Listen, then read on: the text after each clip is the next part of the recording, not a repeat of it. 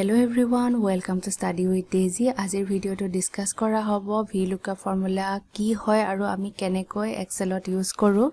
aru yar logote eta kotha janabo khojisu je as per ADRE official syllabus eta mock test series start kora hoise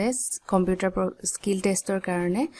aru ta total 7 numbers of mock paper thakibo jodi he mock test to lobo khoje tetia hole description tar link pai jabo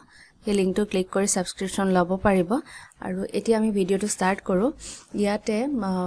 first আহিছে vlookup কি হয় vlookup মানে v for vertically মানে এটা ওয়াৰ্কশিটত যিবিলাক data থাকে তাৰ কলম বিলাকৰ ক্ষেত্ৰত আমি কি কৰো ভাৰ্টিকেলি থাকে কলম বিলাক সেই ভাৰ্টিকেল ডাটা উলিয়াবৰ কাৰণে আমি vlookup ফৰ্মুলা ইউজ কৰো Simply কবলৈ গলে vlookup as a filter হিচাপেও কাম কৰে বুলি কব পাৰি আৰু vlookup basically use কৰা হয় huge number of data ক্ষেত্ৰত যেতিয়া বহুত এখন ডাঙৰ worksheet থাকে তাৰ পৰা আমি এটা specific cellৰ data উলিয়াবৰ কাৰণে vertical column এটাৰ data উলিয়াবৰ কাৰণে আমি এটা এটাকে cell চাবলৈ আমাৰ অসুবিধা হয় সেই কাৰণে আমি vlookup ফৰ্মুলা ইউজ কৰি উলিয়াব পাৰো যেহেতু ইয়াতে worksheet খন একেবাৰে সৰু কেজন মানৰ data আছে মাত্ৰ 15 data আছে 15 স্টুডেন্টৰ গটিকে আমি ইয়াৰ পৰা চাইও কব পাৰো কিন্তু ইয়াত আমি vlookup ফৰ্মুলাটো ইউজ কৰিম কেনেকৈ কৰা হয় আৰু vlookup বুলি কলে লাগে যে বহুত টাফ কিবা এটা হ'ব নেকি কিন্তু তেনেকুৱা একেবাৰে নহয় একেবাৰে এটা সিম্পল ফৰ্মুলা ইউজ কৰি আমি কৰিব পাৰো এতিয়া ধৰা হল ইয়াতে ইমানখিনি স্টুডেন্ট আছে তাৰ ভিতৰত কোনোবা এজনৰ মোৰ ডাটা লাগে পস নিটাৰাৰ পাৰ্সেন্টেজ টো উলিয়াব লাগে vlookup ফৰ্মুলা ইউজ কৰি তাৰ কাৰণে আমি is equal to sign use কৰিম তাৰ পিছত লিখিব লাগিব vlookup then bracket start lookup value কৈছে এই সেলটো সিলেক্ট কৰিলো কমা টেবল এৰে আমি টেবল এৰে মানে আমি এই টেবলখনৰ পৰা ডাটা লব লাগিব সো আমি এই গুটে টেবলখন ক সিলেক্ট কৰিব লাগিব সিলেক্ট কৰিলো then column index নাম্বাৰটো হৈছে আমি কোনটো কলমৰ কাৰণে আমি data উলিয়াম ইয়াতে আছে যদি পাৰ্সেন্টেজ উলিয়াব খুজিছো তেন্তে হলে 1 2 3 তিন নম্বৰ কলম হ'ব সো 3 লিখিলো কমা এতিয়া কৈছে ৰেঞ্জ লুকআপ যদি এপ্ৰক্সিমেট ম্যাথছ হয় তেতিয়া হলে লিখিব লাগে ট্ৰু আৰু এক্সাক্ট ম্যাথছ হলে ফলছ আমাক যেহেতু এক্সাক্ট ম্যাথছ লাগে সো লিখিম ফলছ দেন এন্টাৰ এতিয়া ইয়াতে পাই গলো যে নিটাৰাৰ পাৰ্সেন্টেজ হৈছে 83 আৰু এটো হৈছে ফৰ্মুলা এতিয়া ইয়াত এবাৰ চাই লও নিটাৰৰ পাৰ্সেন্টেজ হৈছে 83 এটোৰ লগতে আৰু তো উলিয়াব পাৰো যে স্পেশালাইজ কিহত হয় কাৰণে আকৌ vlookup ফৰ্মুলা সাপোজ ইউজ কৰিলো is equal to lookup value then comma table array টেবলখন সিলেক্ট কৰিলো comma column index column কিমান নম্বৰ কলম হয় 2 number column comma range lookup আমি লিখিব লাগিব ইয়াতে false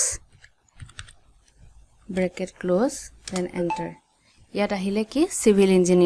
civil engineering এতিয়া চাও নিটাৰা civil engineering ত 83% marks আছে এতিয়া প্ৰত্যেকজনৰ কাৰণে যদি আমি এনেকে উলিয়াব লগা হয় আমি বাৰবাৰ ফৰ্মুলা ইউজ কৰি সেপাৰেটলি কৰিব পাৰো কিন্তু আমি একেবাৰে easy way আমি কৰিব পাৰো ইয়াতে মোৰ ডাটা সিলেক্ট হৈ আছিল ডাটা যাব লাগিব দেন নেক্সট আহিলো ডাটা ভ্যালিডেশন ইয়াতে আহিছে allow any value ক্ষেত্ৰত আমি ইয়াতে ক্লিক কৰিলো আমাক লাগিব লিষ্ট সো লিষ্ট ক্লিক কৰি ইয়াতে সোৰ্স আমি কৰ পৰা পাম যেহেতু সোৰ্স হৈছে এই কেজন ক্যান্ডিডেট বা এই কেজন স্টুডেন্টৰ আমাৰ ভ্যালু লাগে সো এই লিষ্টখন ক্লিক কৰি ললো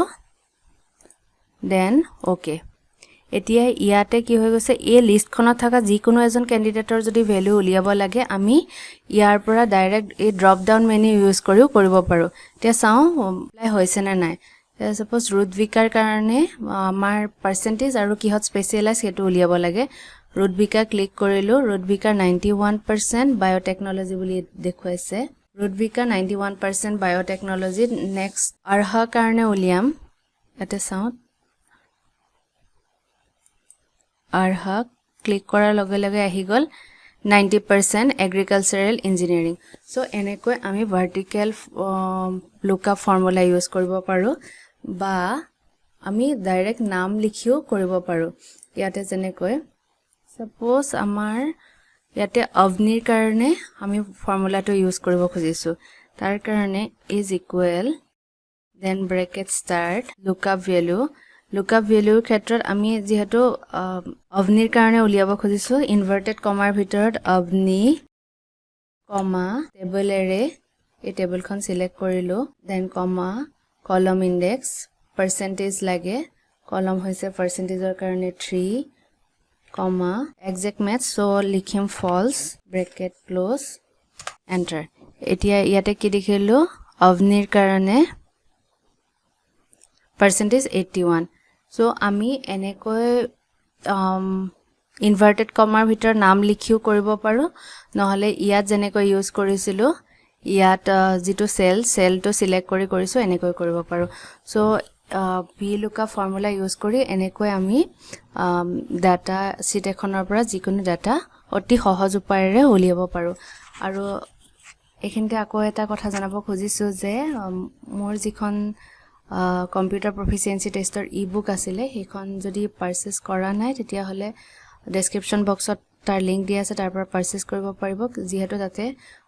বহুতখিনি প্ৰিভিয়াস ইয়াৰ পেপাৰ আছে আৰু লগতে প্ৰেক্টিসৰ কাৰণে যদি লব খোজে মক টেষ্ট সিৰিজটো ষ্টাৰ্ট কৰা হৈছে আৰু হেতু ডেসক্ৰিপচন বক্সত লিংকটো দিয়া আছে আৰু এটা ADRE ৰ কাৰণে টেলিগ্ৰামৰ এটা খুব এক্টিভ গ্ৰুপ আছে যত ডিসকাশন কৰা হয় ব্লগতে